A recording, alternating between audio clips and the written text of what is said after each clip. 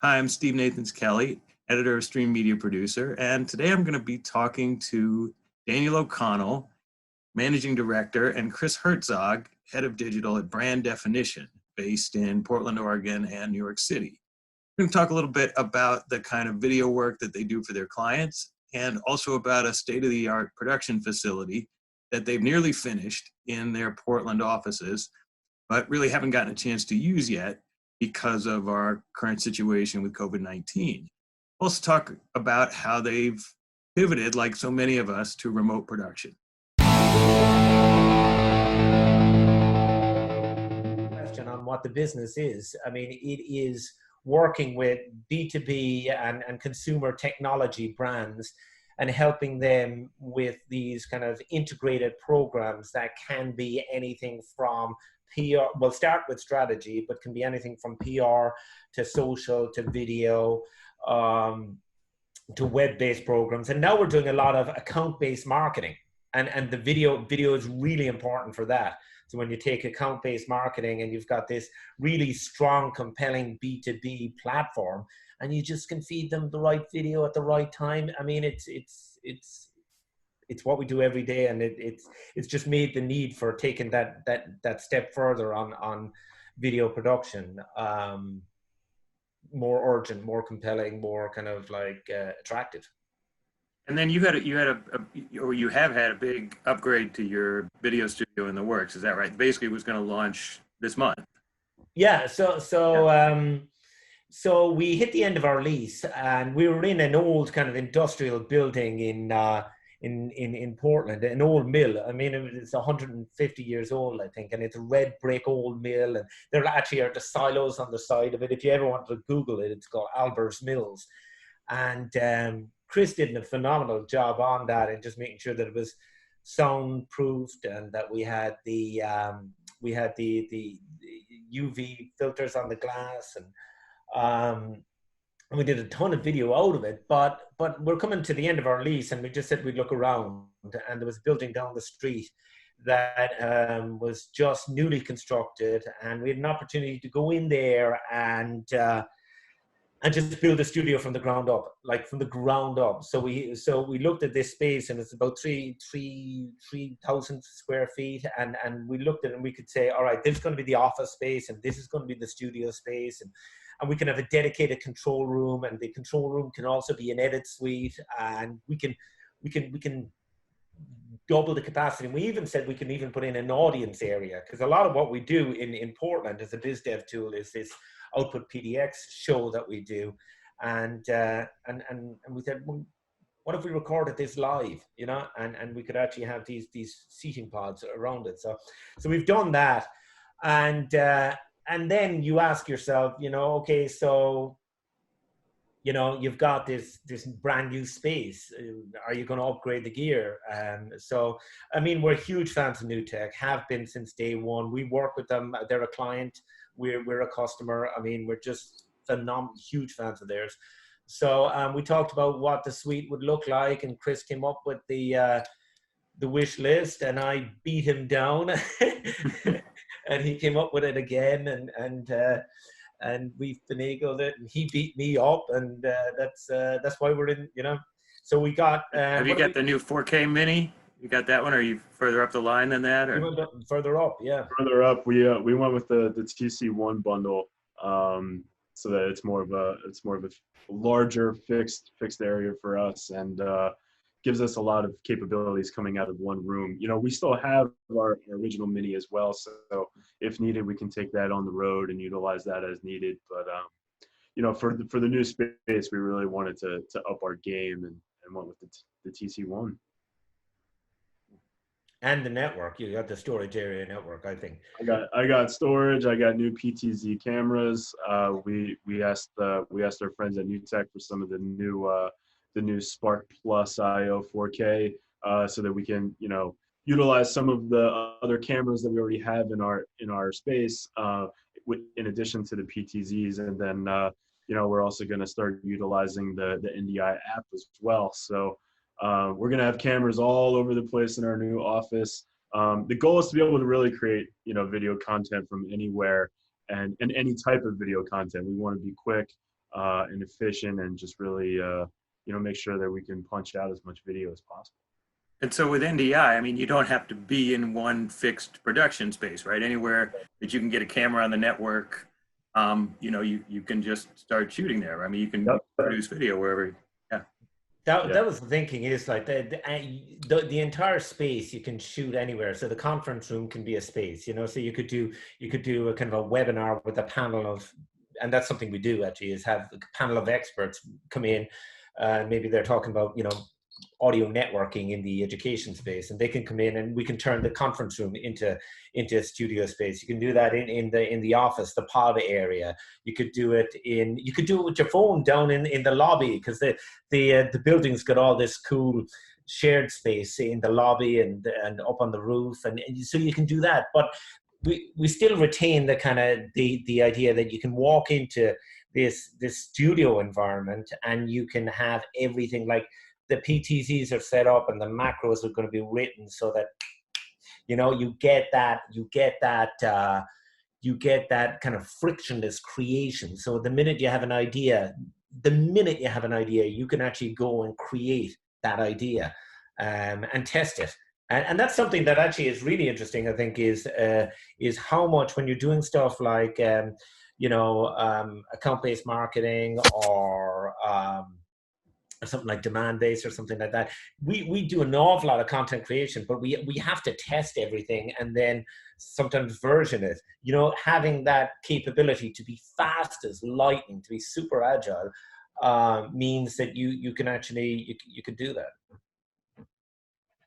And so this wasn't finished when you kind of all had to separate ways, right? So you haven't quite gotten to implement this yet. Nowhere near.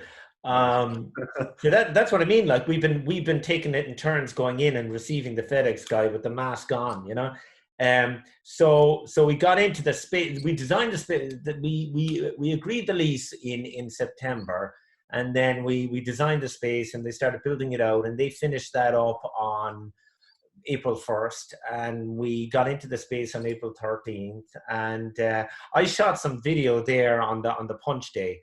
That I could send you, I'm sure. We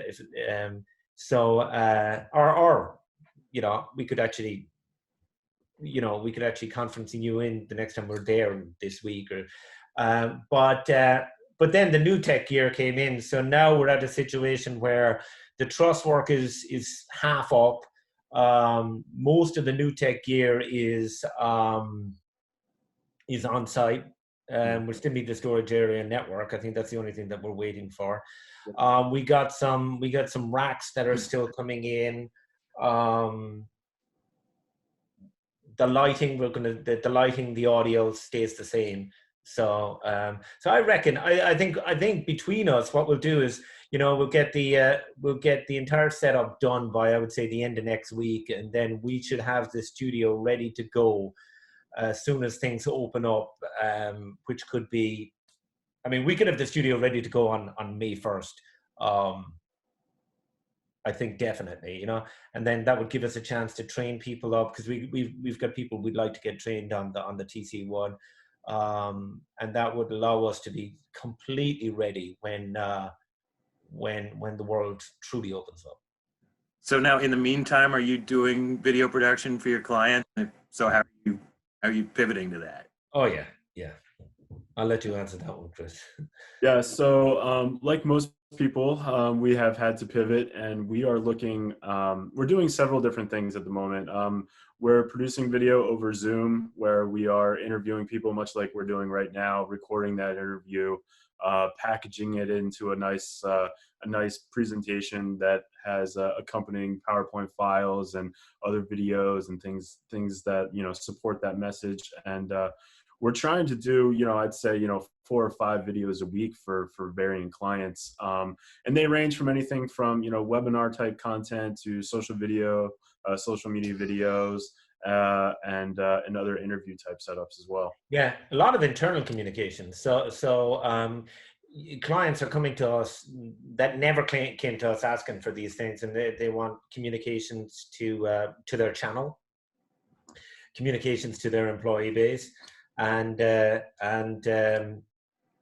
you know, in the case of one client, you know, their client base, so now they're running, you know, programming to their client base and how to navigate this situation.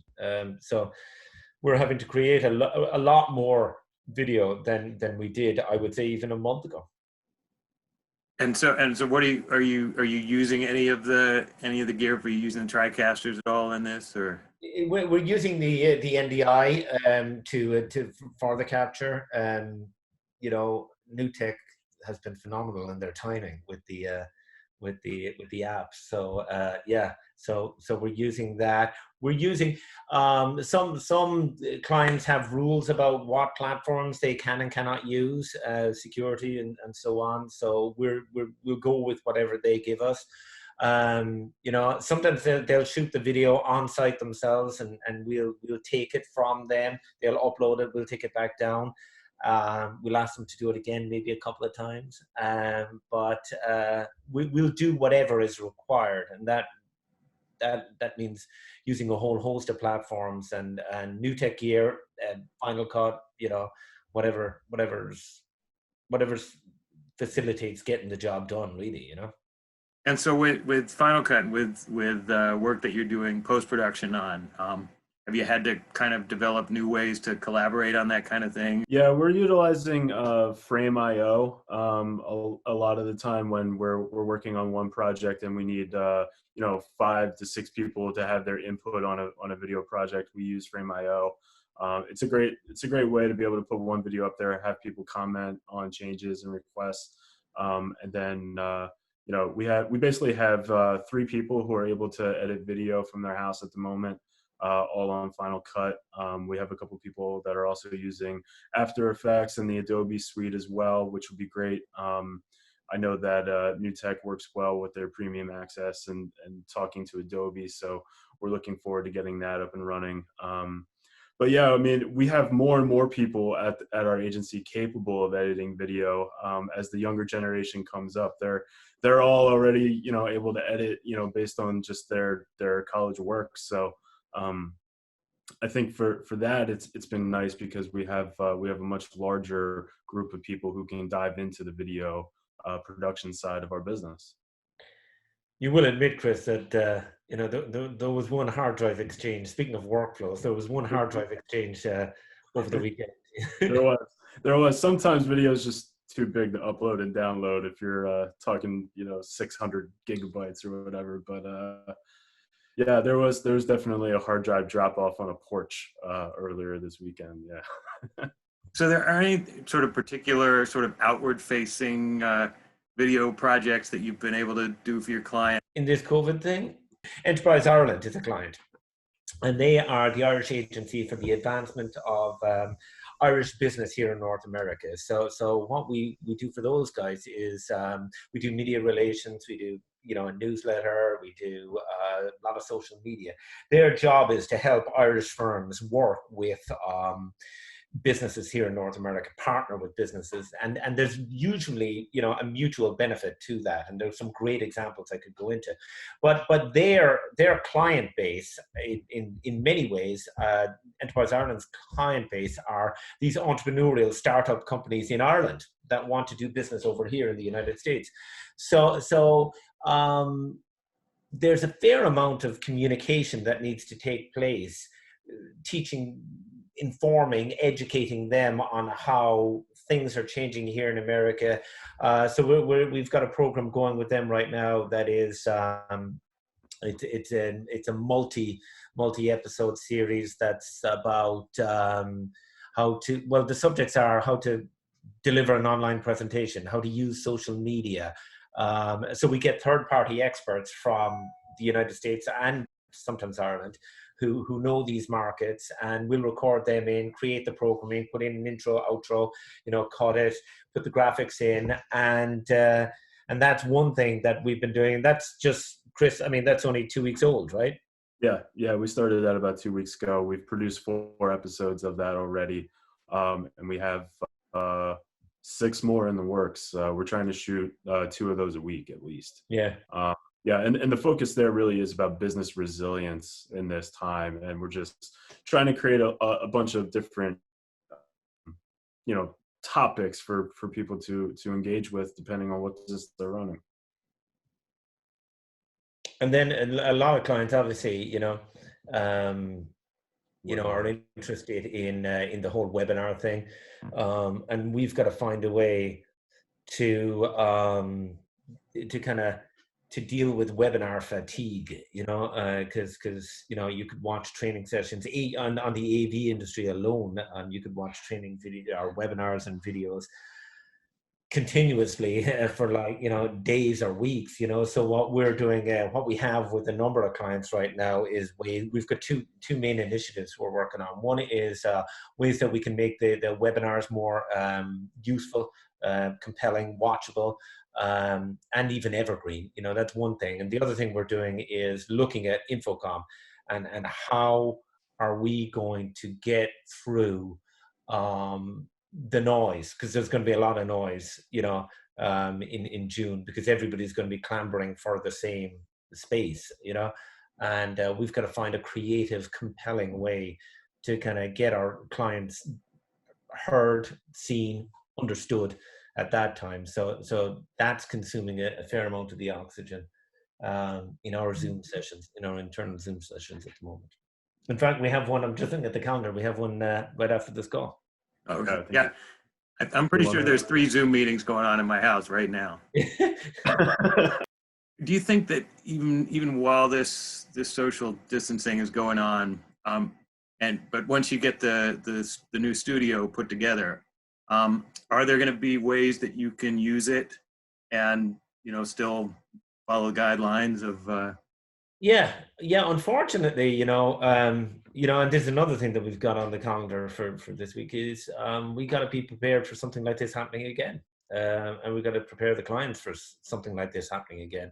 So that's one of the great things about the automation that we have in the studio, is that it can be operated by one person, and we can actually do social distancing within it, because we have the control room and different access points. So I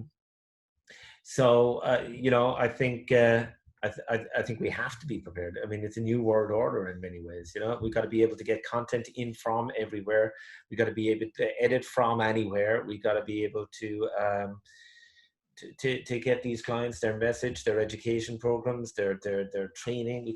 We have to. I mean, it's a really challenging time for businesses like for our clients' businesses, and for businesses like us. And when I say challenging, I don't mean like economically challenging. I mean technologically challenging. And how do you, if everybody is trying to do this, how do you make sure you're more creative and more effective than your client's competition?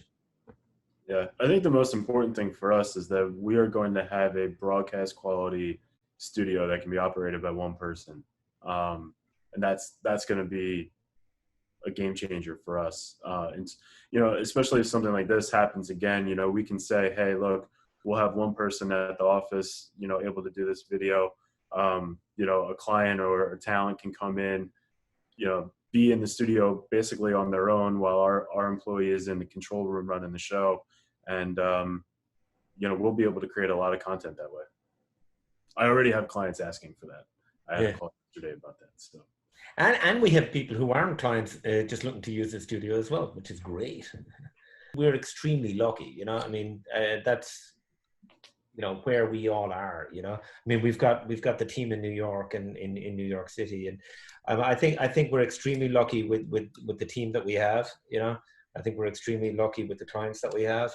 And I think, in general, where we are as an industry with video and technologies like the new tech, that allow the middle of the market to compete at a much, much higher level than previously imaginable. Like, I mean, the stuff that we have now, I mean, if we had thought about this 10 years ago when we started, you're talking millions, millions, and it's not millions now. Thanks be to God,